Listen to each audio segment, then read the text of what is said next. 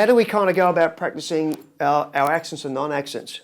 Well, here's another exercise that I got from my teacher, the great Peter Blick, and it was basically based around developing the left hand, which I found really valuable, this exercise. So it involves playing accents, and then straight after an accent, a non-accent, and then also involves playing a non-accent, then an accent. So I'm going to put a click on, let's say about 70. Yeah, that's pretty cool. 3, 4. So these exercises are split up in 4 sections, and each section has a variation of it on each one. So the first section is playing a pattern between the kick and snare, which is 1.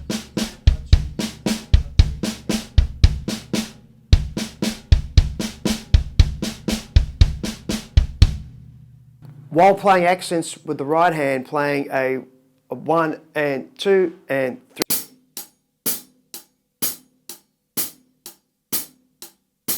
And accenting with the shoulder of the stick, non-accenting with the tip. So when we're combining these two together, really all you should be hearing is, the only accents you should be hearing so far will be the accents on the hi-hat. So let's give that a shot.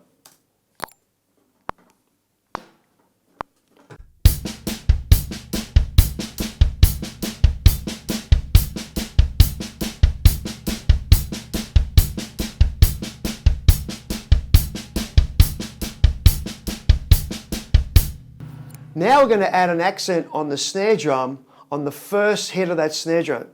So it's going to sound like this.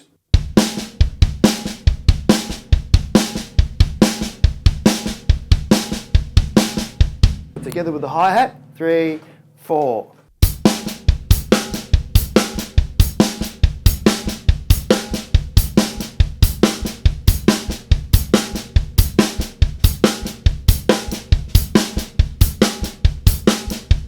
So you can definitely hear the changes between, or the relationship between the dynamics between the snare drum and the actual hi-hat. So now we're going to flip the accent on the snare drum. Now we're going to play it a non-accent with an accent. And it's going to sound like this.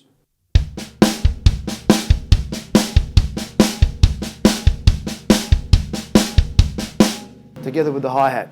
3, 4.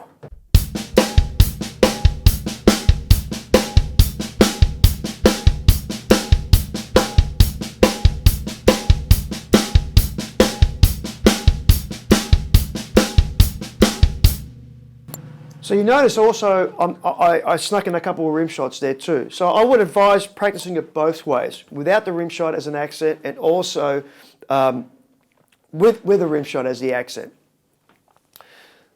So just going back and forth from that pattern.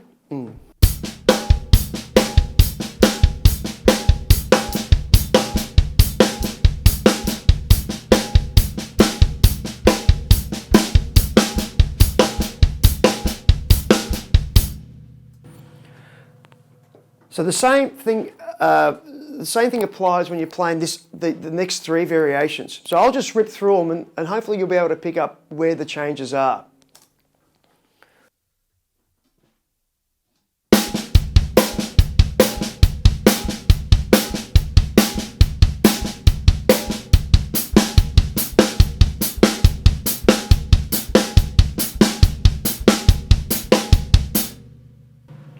Next one.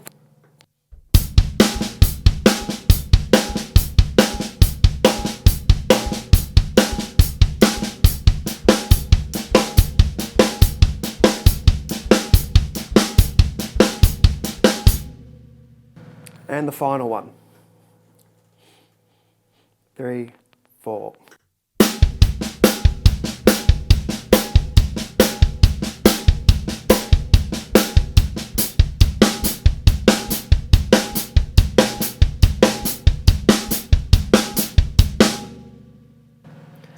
So with all those variations, it's to help us develop our dynamics with the left hand and also with the right hand, and kind of articulate each individual limb, so that way we can play grooves and articulate them better and more dynamically too. So if I'm playing a sort of like a ghosted sort of snare drum part with the left hand, I can then articulate that a little bit better.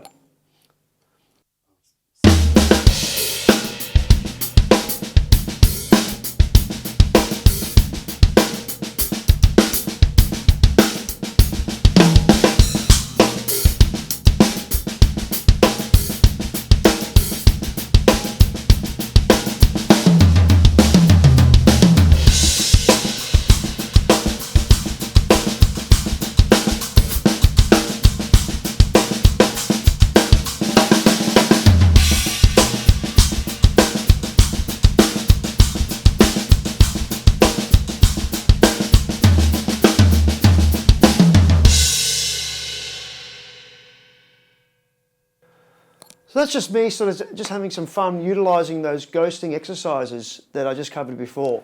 And they can really help give a lift into your playing, and also increase maybe the intensity of the music that you're playing as well. So always think musically when you're using dynamics, you know, and try and be as sort of as really respectful of the music that you're playing.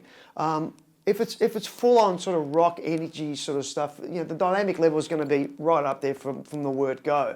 But if you're playing with an artist where, you know, you got to play things really sort of soft in certain areas of songs, you know, really adhere to that and be real sympathetic to the music.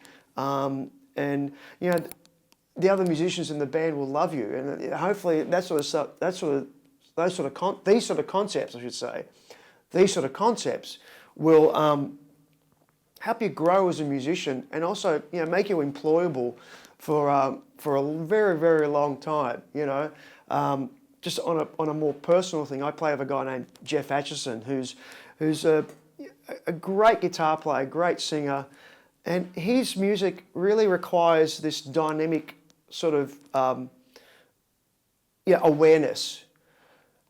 And not to overplay all the time, or, you know, and if he's bringing it right down, you go with him. Or if you feel you want to push him in a certain direction, you give the song a bit of a lift, you can do that. And he responds to that, which just makes for sort of really cool music making. So I hope some of these tips here with those sort of left hand exercises, and don't forget the right hand either, people. Really make sure that, you know, your hi-hat playing is as articulate as it can be. It's really, really important.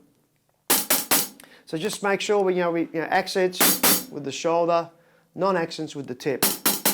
And I think you'll find that it'll make your playing sort of grow, and maybe hopefully just sound you know, more mature and things of that nature. You know, so good luck with that, and hope to see you soon.